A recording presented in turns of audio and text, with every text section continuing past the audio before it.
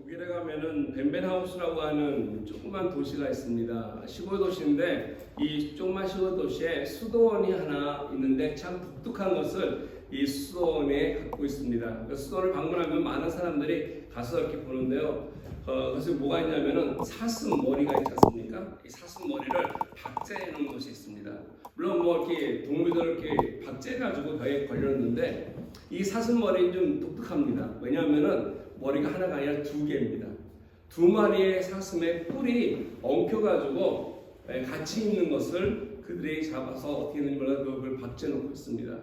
그 이야기의 유래는 그렇다고 합니다. 이 두 사슴이 길에 가다가 마주쳐가지고 서로 힘겨루를 했던 것 같습니다. 서로 힘겨루면서 싸우다 보니까 이 뿔이 엉켜가지고 그 뿔을 엉키는 바람에 그것이 아직 풀리지 않아서 결국 그들이 그 자리에서 오랜 시간 동안에 굶어 죽었다라고 하는 그런 이야기가 있습니다. 그래서 그것을 갖다가 박제해놓고 나서 많은 사람들이 그걸 보면서 교훈을 삼기를 이렇게 엉켜서 싸우게 되면 결국 죽는다라고 하는 이런 교훈을 그들이 삼았다고 이야기합니다. 사슴에게만 이처럼 서로 힘겨루기를 하면서 엉켜서 살아가는 삶의 모습이 있겠습니까? 오늘 우리가 살아가는 저와 여러분의 삶 속에 우리 인간들의 삶 속에 이처럼 엉킨 많은 일들이 있지 않을까 생각됩니다. 우리 인생이라고 하는 것은 관계의 집합성이라고 얘기합니다. 관계라고 하는 것으로 다 연결이 되어 있어서 이 관계가 우리가 살아가면서 온전치 못하면 불편하고 어렵고 고통당하는 것입니다. 부모와 자녀와의 관계, 또 사람과 친구와의 관계, 또 여러 가지 모습으로 우리가 사회 속에서 관계들을 맺고 살아간다는 것입니다. 성인이 되어가지고 결혼하게 되면 부부의 관계를 맺게 됩니다. 이처럼 이런 관계들이 우리가 살아가면서 알게 모르게 엉킬 때가 있다는 것입니다. 불편할 때가 있으시죠. 꼬일 때가 있다는 것입니다. 근데 이런 것들이 어떻게 보면은 오해로 인하기도 하고 때로는 내가 마음을 열지 않아서 고집스러워서 이런 것들이 풀어지지 않을 때도 있다라는 것입니다. 내가 의도한 것은 아니겠지만은 살다 보니까 이렇게 엉켜져 있는 이런 관계들을 여러분들은 어떻게 하십니까? 몇 년 전에 한국에서 발간된 책 중에 이런 제목의 책이 있습니다. 뒤엉킨 관계의 끈을 푸는 기술이라고 하는 책인데요. 얼마나 많은 사람들이 직장에서 또는 사회에서 서로 불편하게 이렇게 엉켜있는 이런 문제들이 때문에 이러한 책이 나왔지 않겠습니까? 그 저자는 엉킨 관계에 대해서 이렇게 질문을 던지고 있습니다. 그 엉키고 꼬인 것들을 풀 것이냐 아니면 끊어버릴 것이냐? 여러분 어떻습니까? 복잡하고 엉킨 이런 관계들이 실타리처럼 잘 풀리지 않을 때 그냥 싹둑 잘라버리면 그냥 편하고 깨끗할 것 같습니다. 시원할 것 같습니다. 그래서 그냥 엉킨 관계 끊어버리고 잘라버리고 사는 거 여러분 어떻습니까? 여러분들은 어느 쪽을 택하십니까? 불편할 때 그냥 외면해버리고 끊어버리고 더 상관치 않으십니까? 아니면 어떻게든지 그 관계를 좀 개선해보려고 풀어보려고 이렇게 시도하고 노력하면서 나아가십니까? 끊어버리면 말씀드린 것처럼 시원할 것 같습니다. 편할 것 같습니다. 그런데 이 관계라는 것 때문에 딱 끊어버리면 꼭 그렇지는 않다는 것입니다. 시간이 지나면 처음에 시원할 것 같은데 이게 참 우리 마음의 아픔이 시작된다는 것입니다. 끊고 나면 뭔가 또 새로운 어려움이 내 삶 속에 그 관계로 인해서 주어지는 것입니다. 새로 시작한다고 하는 것이 그런 관계 통해서 다시 그러한 일들이 반복되지 말라고 하는 법이 없기 때문에 그렇습니다.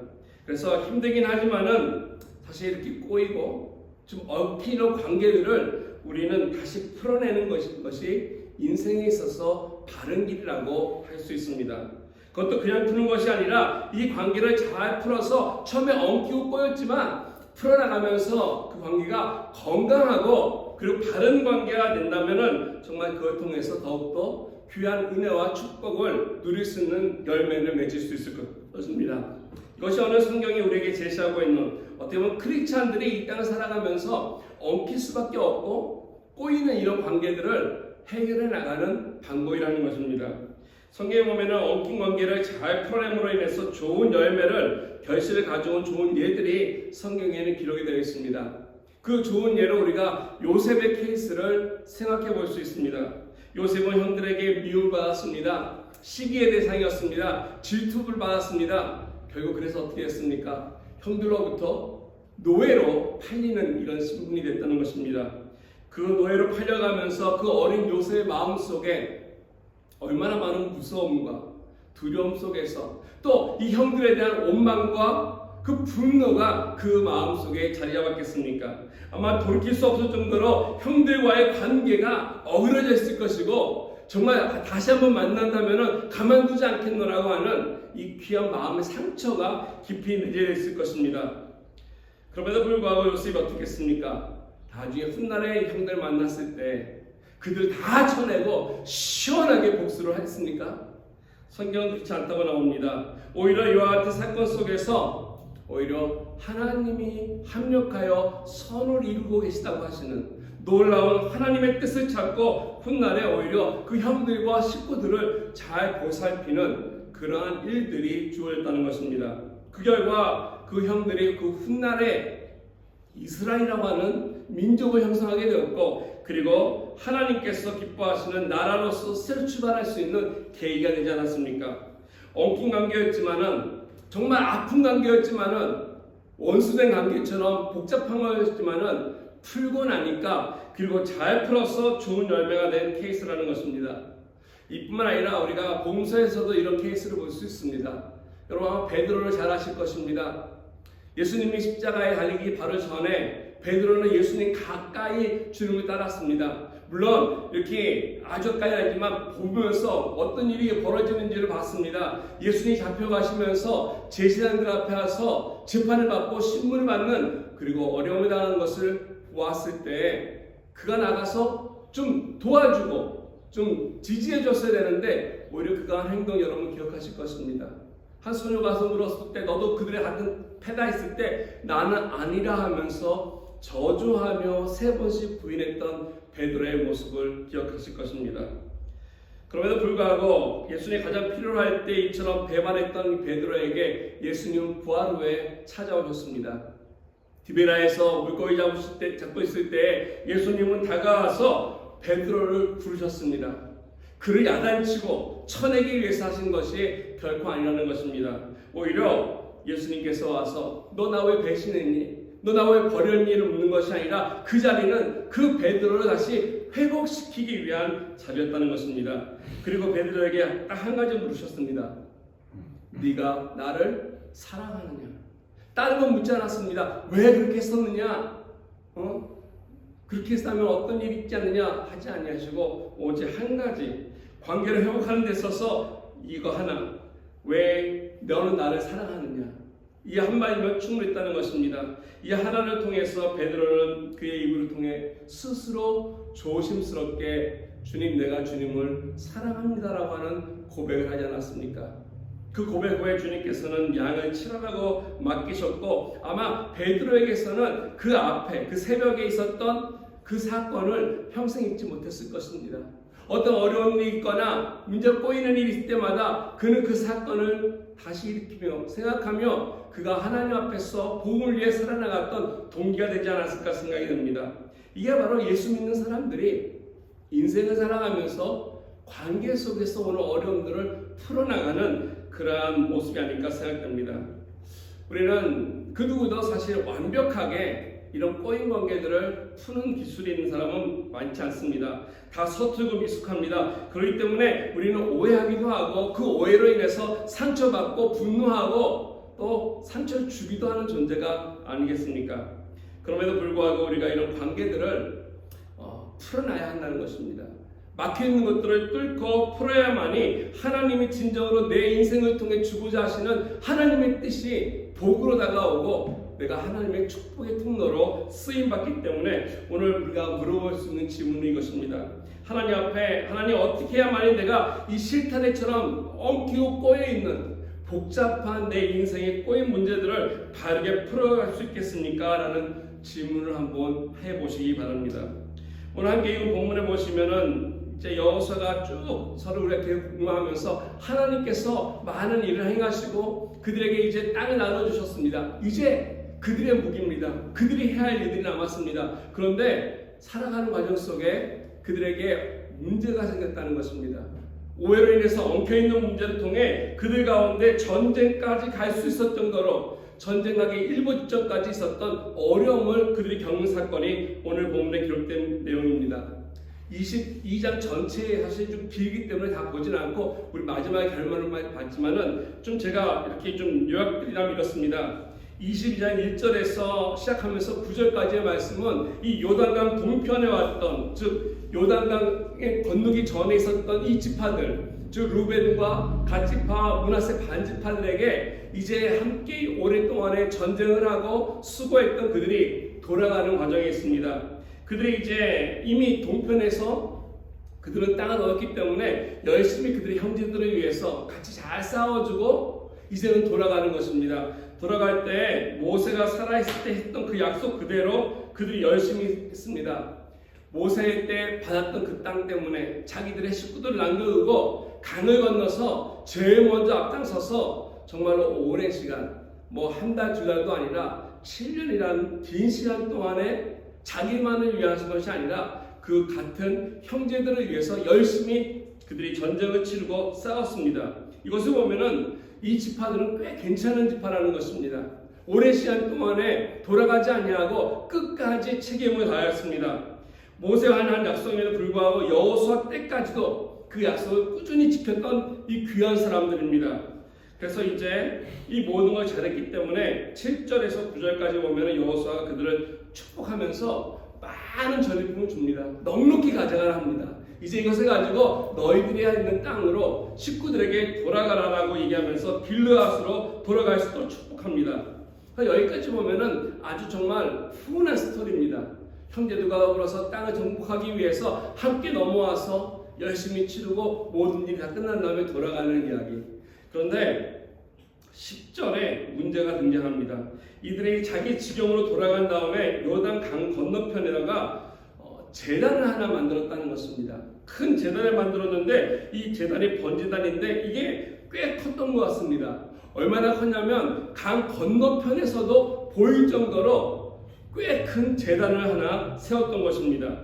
이 제단이 세워진 것을 보고 강 서편에 있는 요단강 이쪽편에 있는 다른 지파들이 보고 수군거리기 시작했습니다.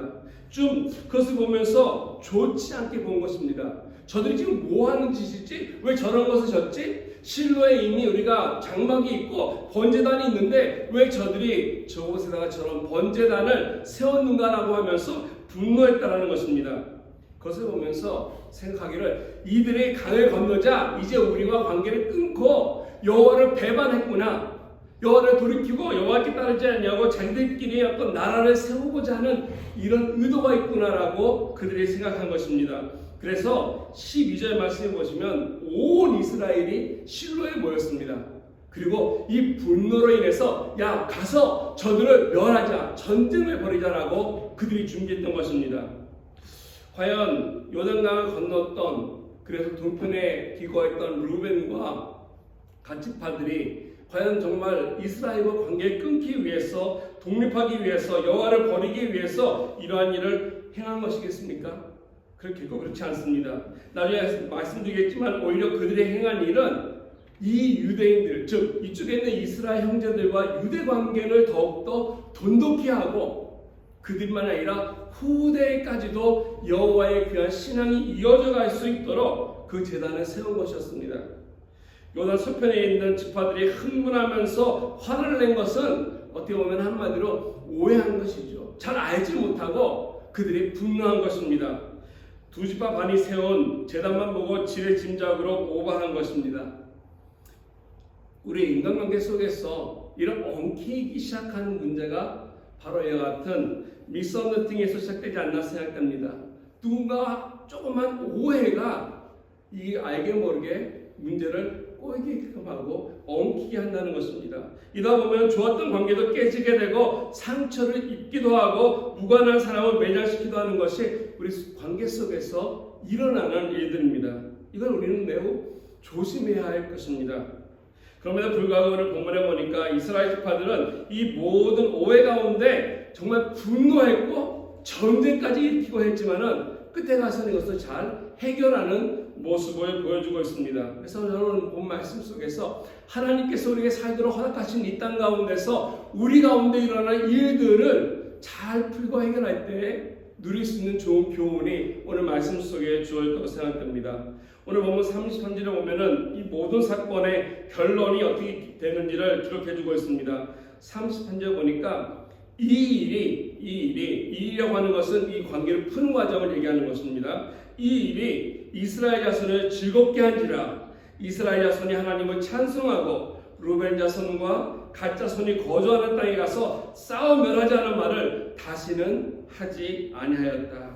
모든 이야기를 잘 들은 이 나머지 이스라엘 사람들이 이 일로 인해서 오히려 이쪽 지파들이 한 일에 대해서 기뻐했다라고 성경은 기록하고 있습니다. 즐거워했다라는 것이죠. 두 번째는 함께 즐거울 뿐 아니라 여호와 하나님을 찬양했다라고 성경은 기록하고 있습니다. 하나님께 영광을 돌린 것입니다. 그러고 나서 결심한 것이 우리 두 번 다시 이런 일로 인해서 싸우지 말자라고 그들은 결심했습니다. 이걸 다른 말로 하면 건강한 회복이라고 말씀드릴 수 있습니다. 오해로 시작해서 분노가 되고 상처가 될 수도 있고 어려움을 갖고 있었지만은 이것이 잘 해결되었을 때, 그래서 오히려 축복으로 나왔을 때 하나님께 영광을 돌리고 찬양을 돌리고 즐거워하는 마음이 가져질 때 이것은 건강한 회복이 결과로 주어진 것입니다. 우리 관계가 아무리 엉키고 틀어질지라도 이러한 모습을 보면서 우리가 성경에서 제시하고 있는 이 귀한 방법들, 이런 교훈들을 삼아서 살아가는 것이 우리 크리스천들의 삶의 본질이 아닐까 생각이 듭니다. 어떻게 할 때 이처럼 엉켜있는 관계를 다시 풀면서 정말 바른 관계들, 또 바른 열매들을 우리가 만들어갈 수 있겠습니까? 오늘 보면 몇 가지 원리가 있는데 그 중에 첫 번째는 이렇습니다. 엉킨 관계 풀기 위해서는 신중한 판단을 우리가 해야 한다는 사실입니다. 신중하게 판단해야만이 관계를 바르게 만들어갈 수 있습니다. 이미 말씀드린 것처럼 이 요단 서편 쪽에 있는 건편의 쪽에 있는 이 사람들이 오해를 하게 된 동기가 있었는데, 그것은 뭐냐면 동편에 간 사람들이 세운 제단을 보고 나름대로 자기들만이 생각한 것입니다. 그들의 눈에 보이기에 우리 것보다 훨씬 더 큰 제단을 세웠다. 그들끼리 따로 누군가를 섬기기 위해서 한 일이라고 오해한 것입니다. 그러면서 생각하기를 그들이 우리를 이제 대적할 것이고 여호와를 떠나서 다른 국가를 만들 것이다라고 하는 성급한 판단을 했다는 것입니다. 동편 사람들은 자기 나름대로 이유가 있었을 텐데 이 사람들의 마음을 헤아리지도 않고 그들의 목적을 알지도 않고 흥분한 나머지 이쪽에서만 분노해서 군대를 일으켜서 쳐들어갔다면 어떤 일이 일어났겠습니까? 형제간에 아픔이 있는, 또 낭비가 있는, 많은 희생이 있는 이러한 분쟁들이 일어났을 것입니다. 근데 참 다행스러운 것은 이쪽에 있는 이스라엘 자손들이 전쟁을 일으키기 위해서 다 모여서 분노하고 있는 상태에, 흥분된 상태에 먼저 했던 일이 하나 있습니다. 그것은 뭐냐면 진상조사단을 가서 뭔 일이 있는지 좀 알아보라고 이 사람들을 파견하기로 한 것입니다. 오늘 본문 13절과 14절 한번 보시기 바랍니다. 뒤로 돌아가서 13절과 14절 보면은 이렇게 말씀합니다. 이스라엘 자손이 제사장 엘라살의 아들 비느하스를 길가 땅으로 보내어 루벤 자손과 갓 자손과 므낫세 반 지파를 보게 하되 이스라엘 각 지파에서 한 지도자씩 10 지도자들을 그와 함께하니 그들은 각기 그들의 조상들의 가문의 수령으로서 이스라엘 중에서 천부장들이라. 이 조사단을 만들었는데 그 조사단의 대표가 오늘 보니까 비느하스라고 하는 사람이었습니다. 그리고 각 지파별로 한 사람씩 대표자들이 나와서 모두 11명의 진상 조사단이 꾸며졌습니다. 이 사람들은 이제 동편을 보낸 것입니다. 건너가서 무슨 일이 있는지 진상을 살피겠습니다. 이건 참 지혜로운 처사가 아닌가 생각이 듭니다. 뭔가 일을 행하기 전에 이걸 좀 알아보자 라고 하면서 전쟁을 하기 전에 문제가 무엇인지 살펴보게 한 것이죠. 우리 대인관계 속에서 그렇지 않겠습니까? 우리는 흔히 눈에 보이는 것들, 우리가 본 것이 맞다라고 착각하고 본 것이 맞다라고 사실이라고 하면서 우리가 받아들이고 판단하는 것들이 많다는 것입니다. 그 이면에 어떤 일들이 있는지를 우리가 조금만 잘 살펴본다면 이게 꼬이지 않을 텐데, 엉키지 않을 텐데 그 사람이 무슨 이유 때문에 어떤 사정이 있는지 살펴본 다음에 판단해야만이 건강한 판단을 할 수 있는데 우리가 그렇지 못하다는 것입니다. 오늘 말씀에 보면은 이런 좋은 예가 성경에도 잘 나오는데 이런 일을 그르치기 전에 잠깐 스톱하고서 진상을 파악하는 좋은 예가 성경에 있습니다. 사도행전 5장에 보면은 혹시 여러분 가말리엘이라고 하는 사람을 기억하시는지 모르겠습니다. 잘 알고 있는 스토리겠지만은 베드로랑 사도들이 예루살렘에서 열심히 복음을 전했습니다. 부활하신 예수를 통해서 많은 사람들이 교회로 오기 시작했습니다. 그러자 유대 종교 지도자들이 함께 모여서 이 사도들을 불러서 다그칩니다. 예수의 이름으로 이야기하지 못하게 합니다. 오히려 신문하고 그리고 어려움을 주기로 합니다. 아니 더 나아가서 그들을 공의 앞에 이끌고 가서 어떻게 보면 그들을 죽이고자 하는 이런 마음들을 품었습니다.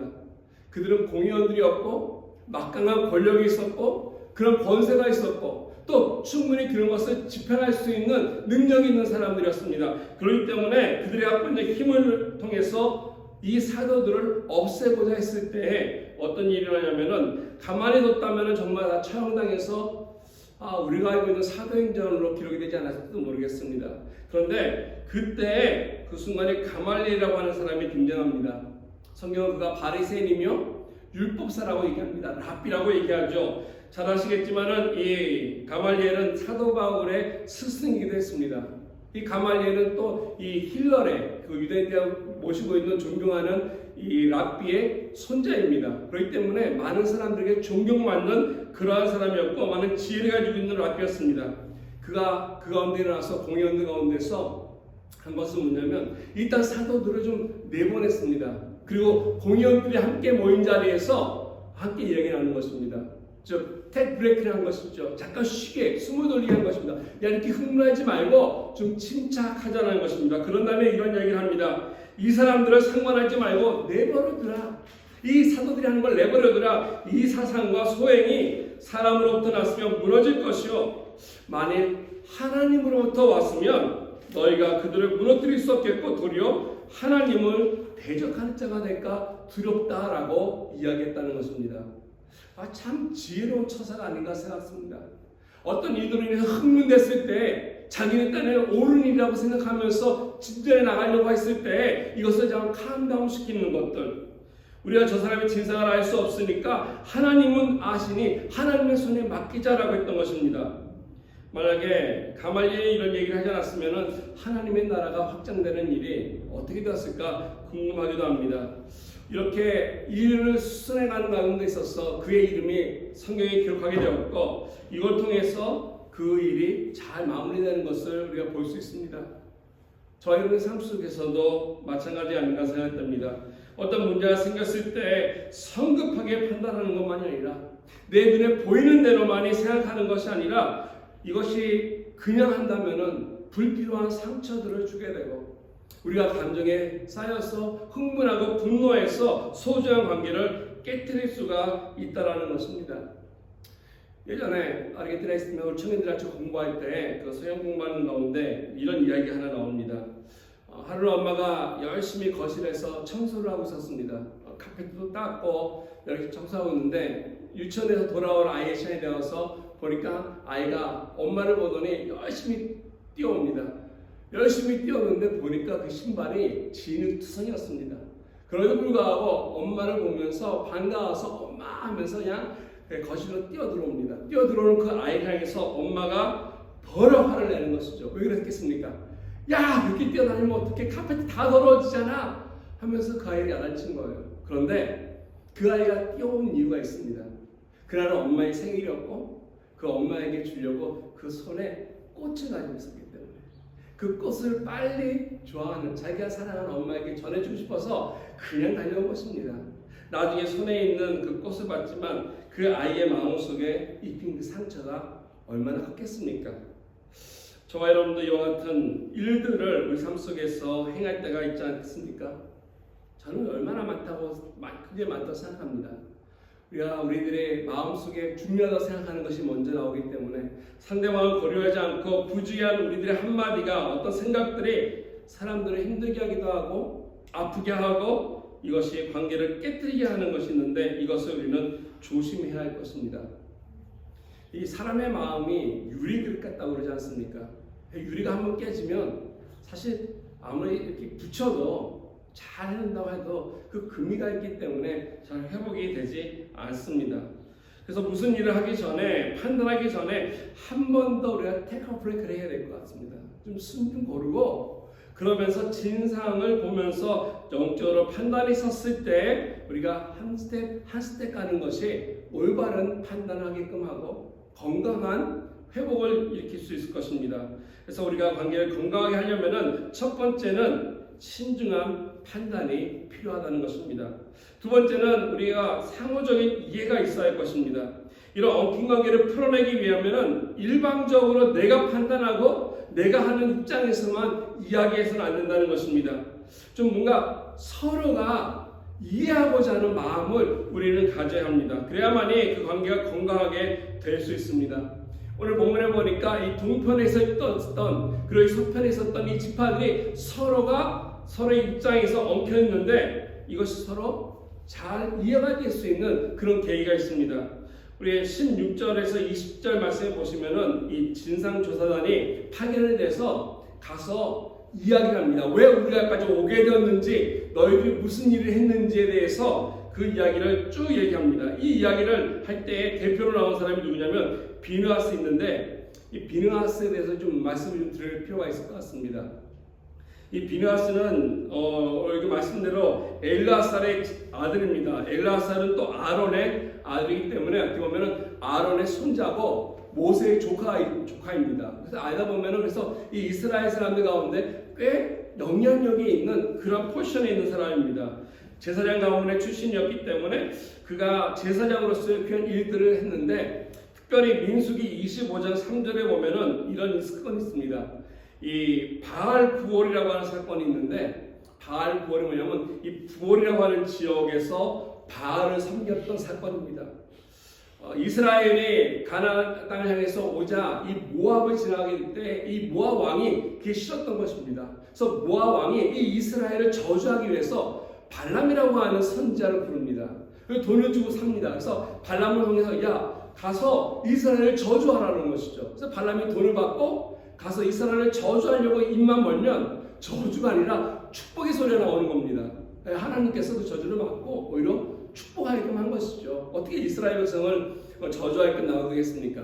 그래서 돈을 받고 아무리 저주하려고 해도 저주가 안 되니까 이 발람이 이 모압 왕에게 좋은 계략을 하나 냅니다. 그건 뭐냐면은 이 이스라엘 사람들은 여호와만을 섬기기 때문에 이들에게 있어서 마음을 돌이키게 해야 한다. 그래서 이 부올이라는 곳에다가 바알을 놓고서 이 모압의 여인들로 하여금 이 이스라엘 남자들을 유혹하게 하는 것이죠.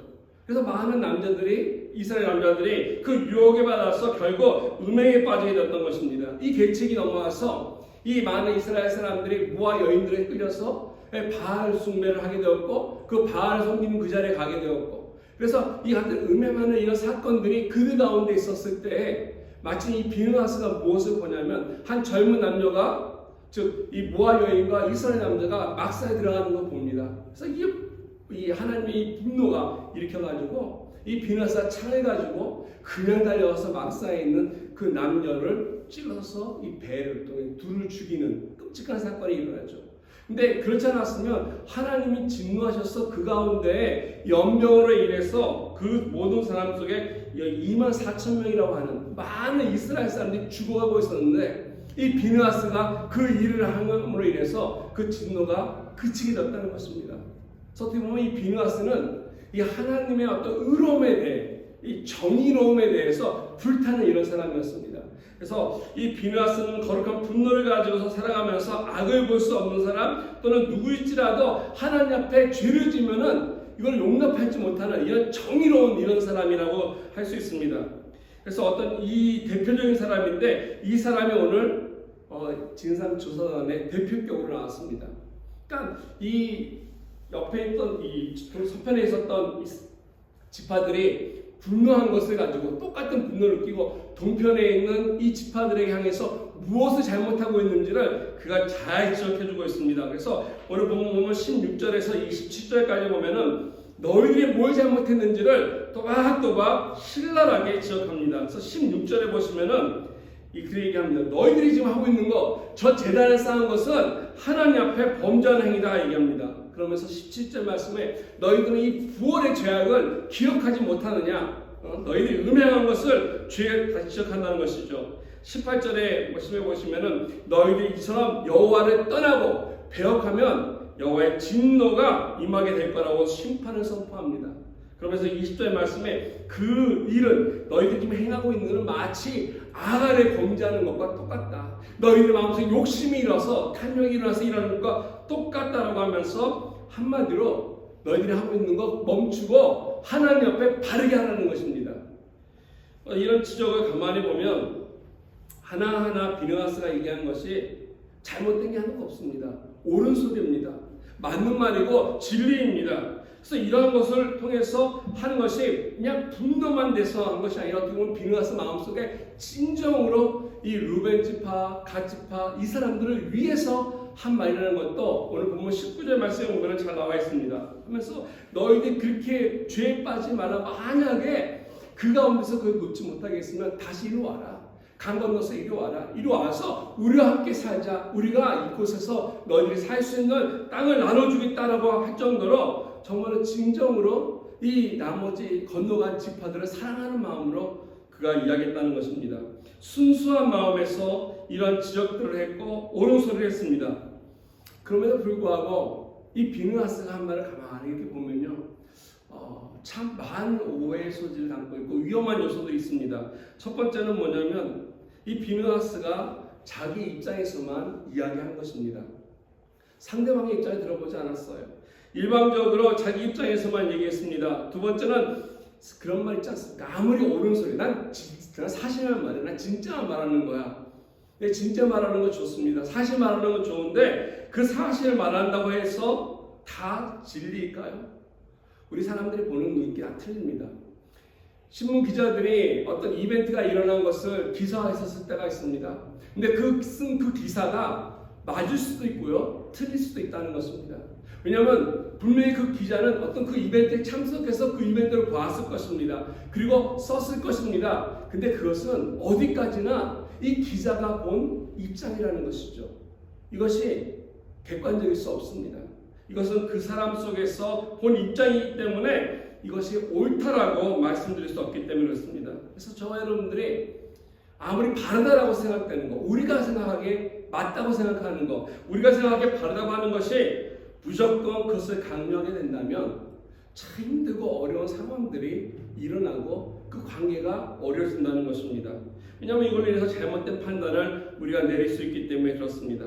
사도 바울도 그런 이야기를 했습니다. 아무리 옳은 것일지라도 덕을 세우지 않으면 하지 말라는 것이죠. 그래서 고린도전서 10장 23절에 보면 모든 것이 가나 모든 것이 다 할 수 있으나 모든 것이 덕을 세우는 것은 아니다라는 것입니다. 다 맞고 올바른 수는 있으나 이걸로 인해서 사람이 어려워지면 쓰러지고 넘어지고 회복이 되지 않으면 그건 못하다는 것입니다. 우리가 사람을 통해 말을 통해 사람을 죽이는 것이 아니라 오히려 살려야 되는 것이고 그를 세워주는 것이고 회복시키는 것이 우리에게 필요한 것이지 그 사람을 향해서 무엇이 옳고 그른 것을 이야기하는 것은 아니라는 것입니다.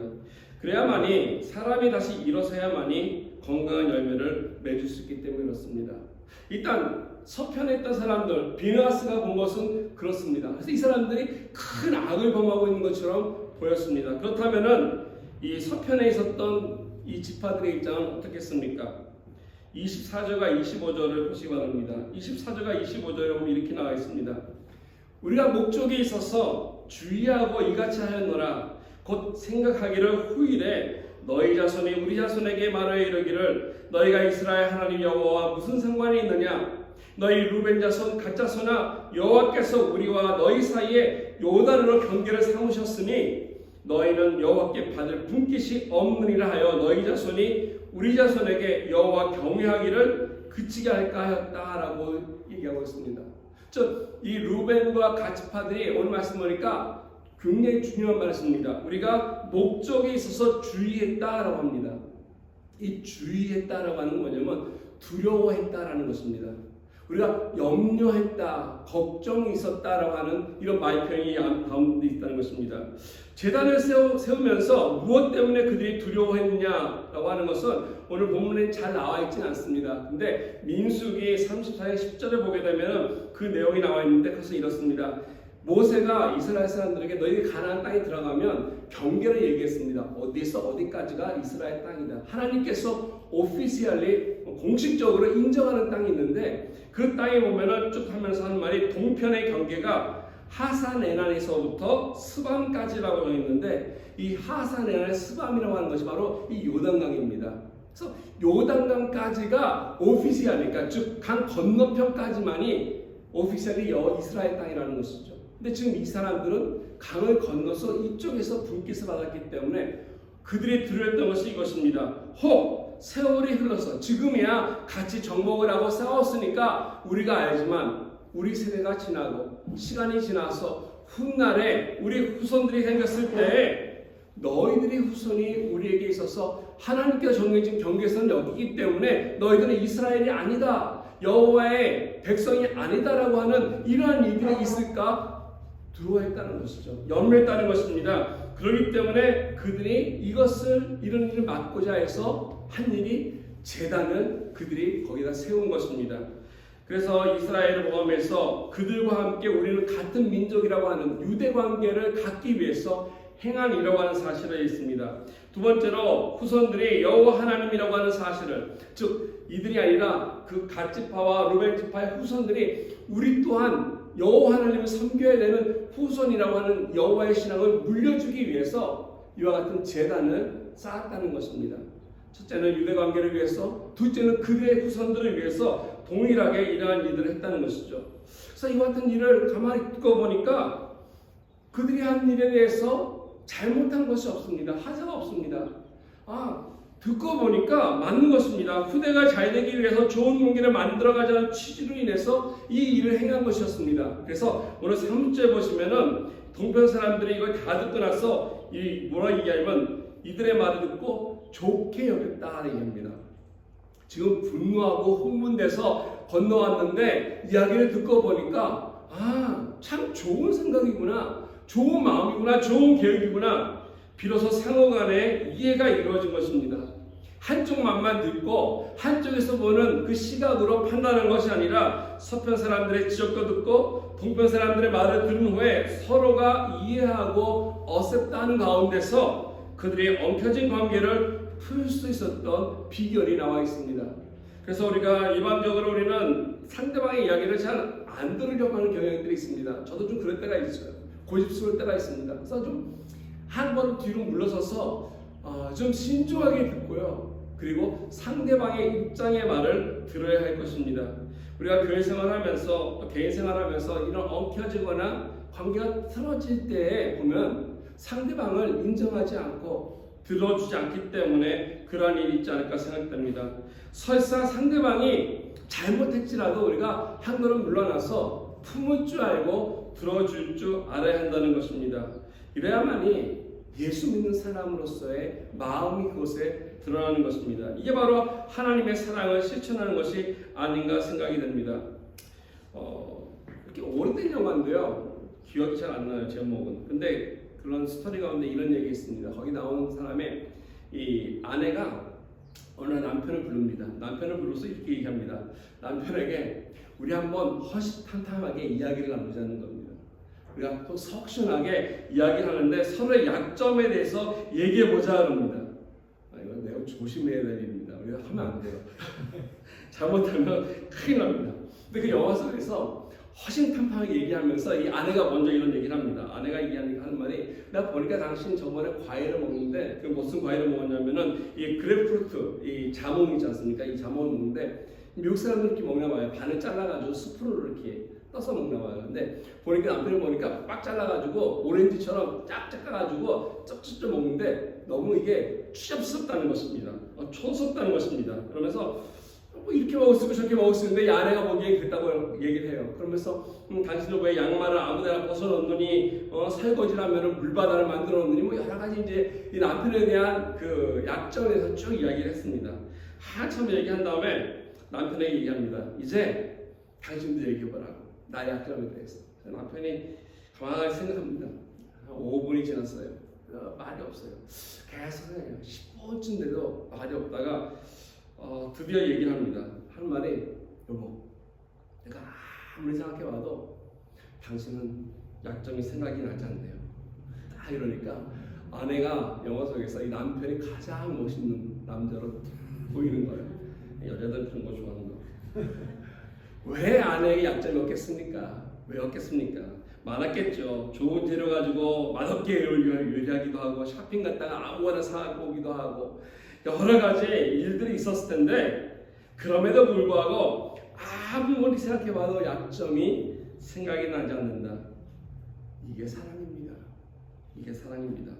보았지만 받아들이는 것입니다. 약점이 있지만 품는 것입니다. 그래서 상대방이 갖고 있는 이 약점에 대해서 그 아픔에 대해서 내가 품고 가는 것입니다. 이것을 어셉다고 수용하면 그 관계가 엉클어지는 것이 아니라 오히려 그 관계가 견고하게 된다는 것입니다.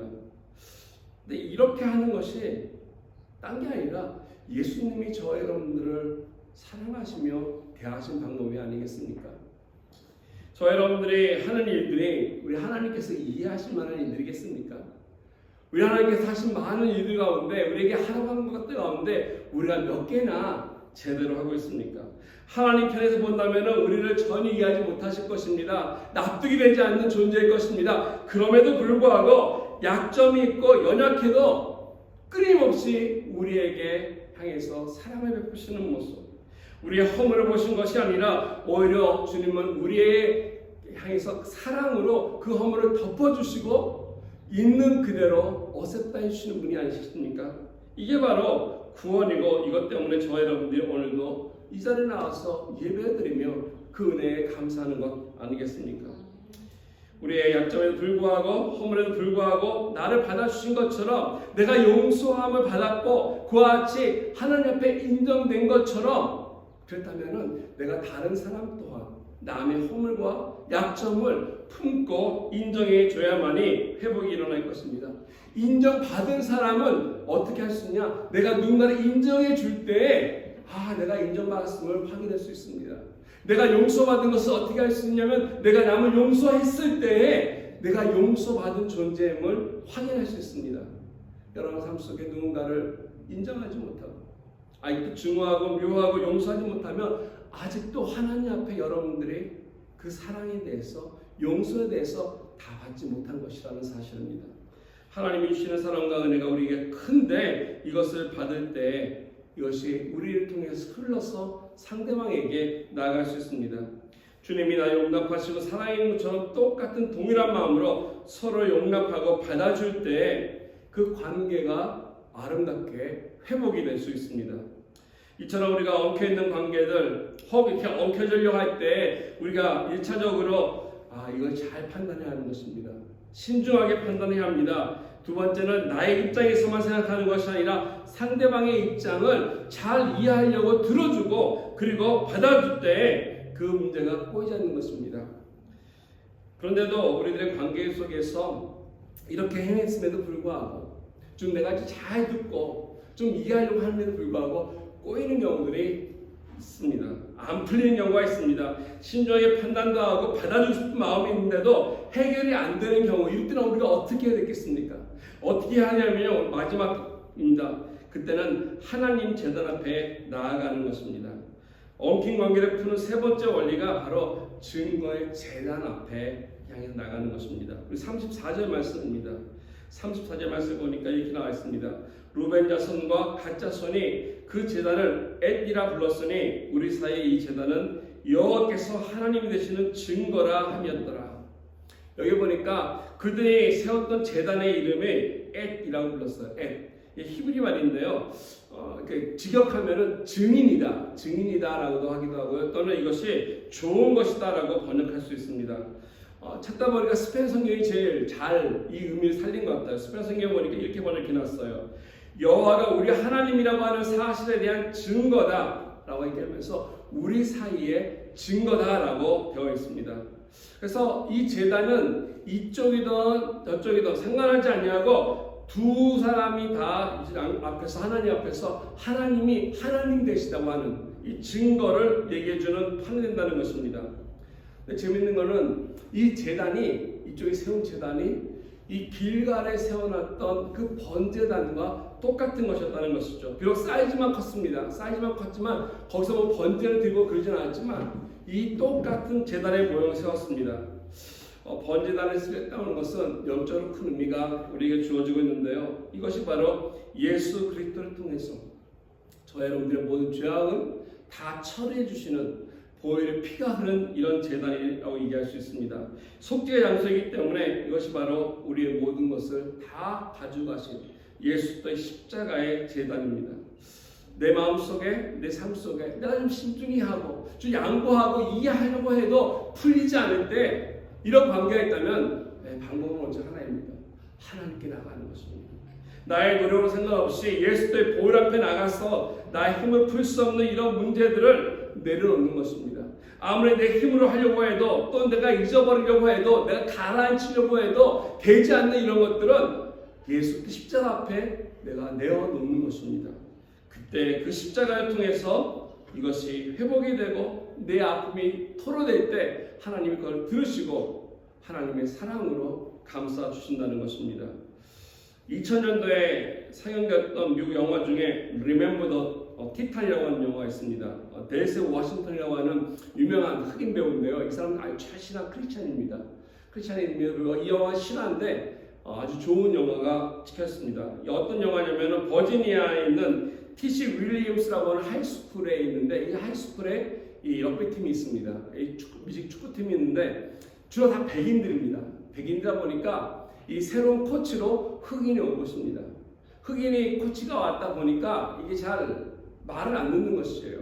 지금도 뭐 인종차별 문제가 있지만 그 당시 더 어려웠던 것이죠. 흑인이 와서 코치하려고 하니까 이 젊은 애들이 말을 안 듣는 것입니다. 그래서 이 흑인 코치가 여러 가지 수고했지만은 잘 풀리지 않으니까 어느 날 새벽에 선수들을 다 집합시킵니다. 그리고 아무 소리 않고 집합시킨 다음에 구보를 합니다. 행진하는 것이죠. 걷습니다. 한참을 새벽에 걸어서 어디에 가냐면은 게티스버그라고 하는 곳을 갑니다. 게티스버그 지역은 어떤 지역이냐면 이 남북 전쟁을 하면서 가장 많은 사상자가 일어나는 그런 곳이라고 합니다. 그리고 링컨 대통령이 마지막에 거기 가서 아주 유명한 연설을 했던 그런 곳이죠. 그래서 그 연설이 어떤 민주주의의 어떤 그 근간이 되는 그런 장소인데 그곳에 가면은 무엇이냐면 수만 개 참 많은 사상자가 있기 때문에 무덤이 있고요. 그 무덤 앞에 십자가가 꽂혀 있습니다. 많은 십자가 꽂혀 있습니다. 그곳에 가서 이 코치가 거기 있는 학생들 향해서 이렇게 얘기합니다. 봐라. 이 수많은 무덤 앞에 있는 이 무덤들은 다른 것이 아니라 증오의 희생제물이 된 사람들이다. 서로 미워해서 이곳에 묻혀 있다는 것이다. 그러나 저들 앞에 꽂혀 있는 저 십자가를 보라. 저 십자가는 그 증오를 용서로 바꾸기 위해서 우리를 위해서 돌아가신 예수 그리스도의 희생과 사랑이 담겨져 있다라고 얘기합니다. 그래서 우리의 미움을, 우리의 증오심을 사랑으로 바꾸지 않으면 우리는 하나가 될 수 없고 우리는 미래가 없다라고 하면서 도전을 줬습니다. 그러자 그 새벽에 그곳에 가서 그것을 본 학생들이 많은 감동을 받고 감사하게도 그 인종차별의 벽을 깨뜨리고 경기에 임해서 그 해, 그러니까 1971년도에 13전 13승이라고 하는 전대미문의 기록을 남기는 놀라운 일이 있었다고 합니다. 저희 마음속에 살아가면서 왜 미움이 없겠습니까? 미움이 생겨나죠. 증오심도 일어날 것입니다. 근데 이런 것은 가만히 놔두면, 쌓아두면 결국 나를 죽이는 것입니다. 이게 나를 죽이는 것인데 내가 증오심에 차 있으면 사실 관계들이 바로 될 수 없습니다. 엉키고 꼬이는 것이죠. 편할 수가 없습니다. 결과적으로 저와 여러분들이 하나님 앞에 상처받는 것이고 패배자가 되는 모습으로 나게 될 것입니다. 십자가의 사랑만이 저와 여러분들을 살게 만든다는 것입니다. 어떠한 약점도 어떠한 결점도 우리의 부끄러움도 우리의 죄악도 하나님께서 용서해 주시기 때문에 그래서 내 안에 엉켜져 있는 분노나 아픔을 치료해 줄 수 있는 능력이 있다면 그건 다른 데 있는 것이 아니라 예수님의 십자가에 있다는 것입니다. 미움이 일어납니까? 분노가 일어납니까? 그 순간마다 다시 한번 십자가를 기억하시고 주님 앞에 나오시기 바랍니다. 우리 마음속에 어떤 이유가 있든지 누구 때문이건지 풀 수 없다면 십자가 앞에 나와서 우리가 우리의 마음을 토하고 우리 마음의 아픔을 고백하고 그 고통스러움을 하나님께 이야기하면서 하나님이 우리의 마음에 있는 그 충고를 사랑으로 용서로 바꿔주실 수 있도록 나아갔으면 좋겠습니다. 그 누가 완벽한 사람이겠습니까? 저 여러분들 다 미숙하고 서툰 사람들 아닙니까? 그러다 보니까 알게 모르게 상처도 주고 오해도 쌓이고 또 상처받는 것이 저 여러분들인데 우리가 살아오면서 많은 사람에게 줬던 상처들 또 받은 상처들 풀리지 않는 것들이 오늘 다시 한번 주님 앞에 기도함으로써 주님 내 마음속에 이런 아픔들이 있고 이런 엉킨 고통들이 있고 이런 관계들이 있는데 주님께서 내 마음을 깨끗하게 치료해 주시고 그리고 회복시켜 주십시오. 주님의 평강과 화평한 마음으로 용납할 수 있도록 도와주십시오 하고 같이 이해하며 사랑해달라고 함께 기도하며 나갈 수 있는 저 여러분 되게 바라겠습니다. 같이 기도드리겠습니다.